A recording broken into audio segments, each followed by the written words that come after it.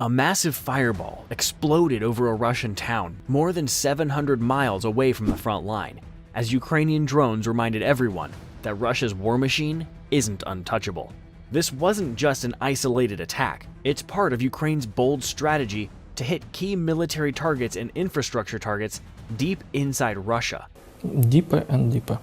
So, what are the prime targets? The most desirable ones would be Rostov-on-Don and Novocherkassk, and here's why. It's no secret that Ukraine has eyes in the skies, literally.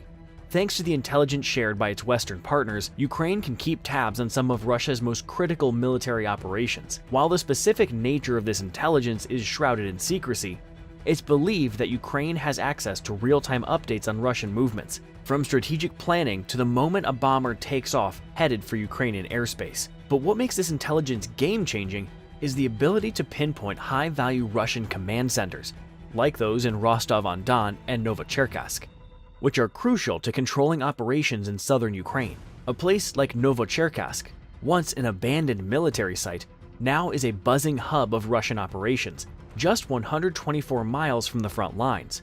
Rostov-on-Don, meanwhile, serves as another critical node.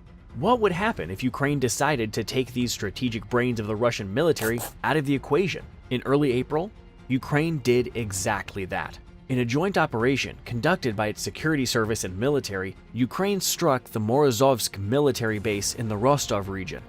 The result?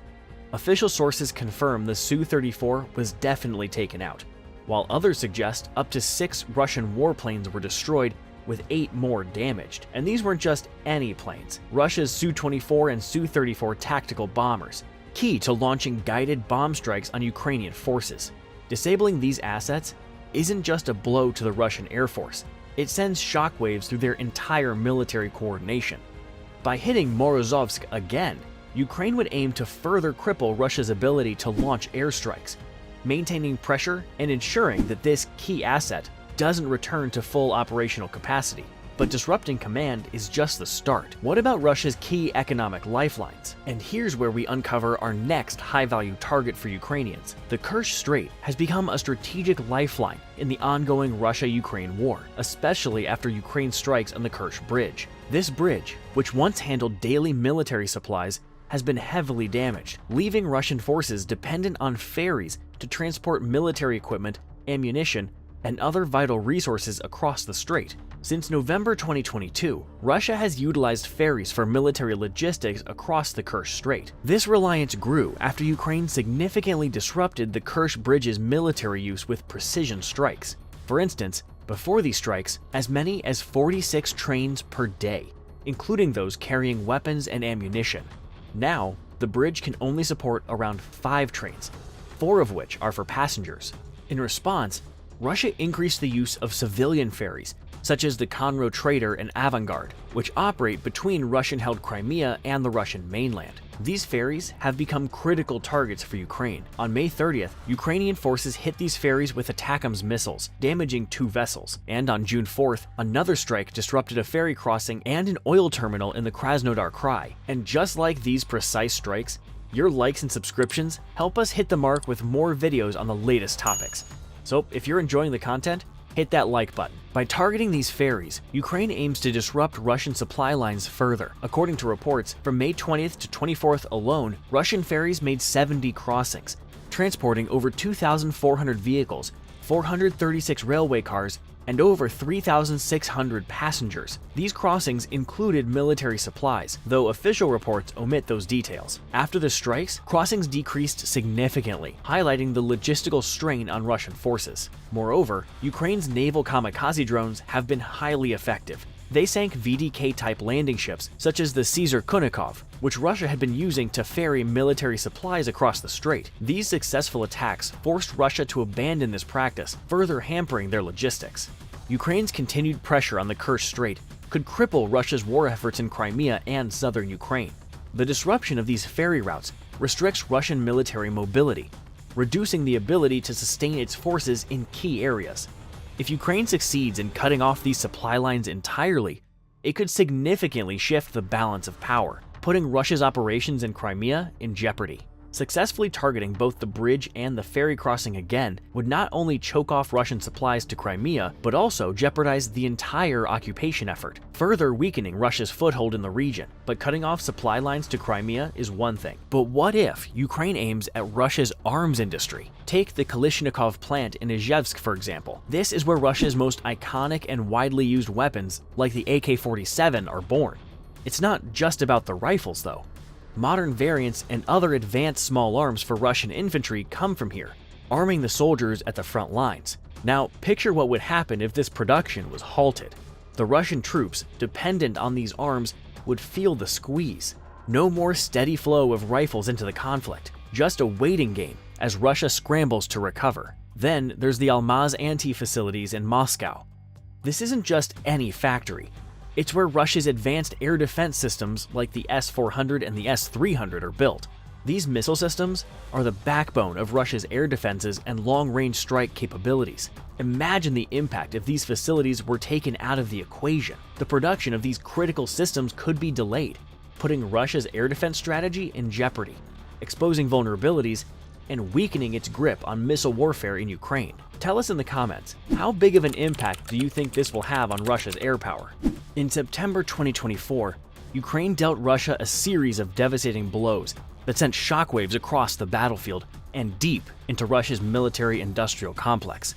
The strikes targeted some of Russia's most important military facilities, shattering the illusion of safety that Moscow once enjoyed. The scale and precision of these attacks signaled a turning point, as Ukraine had begun to demonstrate its capability to take the fight deep into Russian territory. So why are these facilities so crucial to Russia's war effort? And how has Ukraine's ability to hit them affected the course of the war? One of the most significant strikes occurred at the 107th Arsenal in Tver, a vital hub located 300 miles from the Ukrainian border. This was not just any military depot. It housed some of Russia's most advanced rockets and air defense interceptors, crucial to Russia's ability to maintain air superiority and protect its assets from Ukrainian attacks.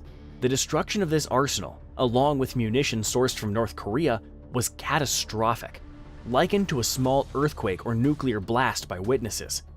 The sheer size of the blast hints at the value and volume of the munitions stored there. Repeating these strikes would further weaken Russia's ability to defend its airspace and supply its troops, keeping Ukraine one step ahead in disrupting Russia's war machine.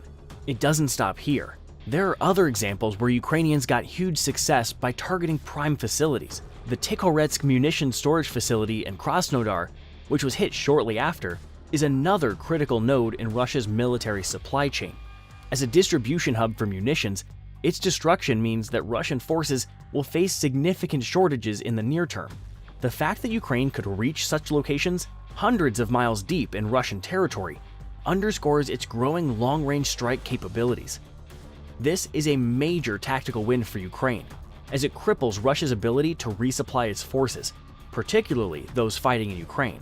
The success of these deep strikes is the result of Ukraine's increasingly sophisticated drone program, which has evolved dramatically throughout the war. Kyiv's arsenal of homemade unmanned aerial bombs, including both reconnaissance and combat drones, has given it the ability to strike at strategic Russian targets with precision. These drones are relatively cheap to produce, often costing just a few $100s, but their impact is monumental. Using a mix of first-person view drones and long-range unmanned aerial systems, Ukraine is able to bypass traditional air defense systems. FPV drones aim to clear the path by taking out Russian air defense systems, and once the path is cleared, Ukrainian long-range drones follow. But there's another target that could disrupt Russia's global influence altogether: cyber and communication infrastructure. Russia's military operations are heavily reliant on intricate communication networks, such as the GLONASS satellite system and the Kremlin's extensive digital framework. Disrupting these networks could send shockwaves through Russia's ability to coordinate troop movements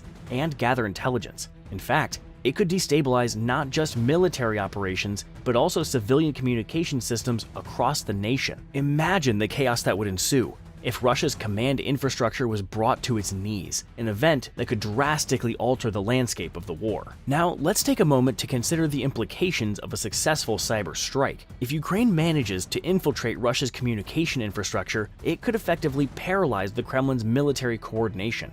Troops would be left in the dark, unable to receive orders or share crucial intelligence. This would be a significant blow to Russia, throwing its military operations into disarray. Recent reports from the Royal United Services Institute, RUSI, shed light on Russia's increasing collaboration with China in 5G and satellite technology. This partnership could bolster Moscow's military capabilities against Ukraine, making a cyber attack even more critical. With enhanced access to Western technology and intelligence, Ukraine is not just defending its borders, it's gaining the capability to strike deeper into the heart of Russia. This capability could fundamentally change the war's trajectory, especially as Russia's security vulnerabilities become more pronounced with each passing day. Recent developments highlight Ukraine's growing precision in long-range strikes. Armed with advanced weaponry, including the Advanced Medium-Range Air-to-Air Missiles AMRAAM promised by President Biden, Ukraine's F-16s are poised to intercept Russian aircraft before they can unleash their destructive glide bombs. This shift in firepower is significant. Ukraine is no longer just reacting to attacks, but proactively reaching out to eliminate threats before they can manifest. As Ukraine expands its operational reach, it raises an important question. How will Russia respond? The longer this conflict drags on, the more concerned Russia becomes. As Ukrainian strikes target high-value assets within Russia, the Kremlin is compelled to adopt a more defensive posture. This shift could lead to a reallocation of resources and personnel, which would ultimately reshape the battlefield dynamics in Ukraine's favor. Share your thoughts in the comments and subscribe to the channel for new updates.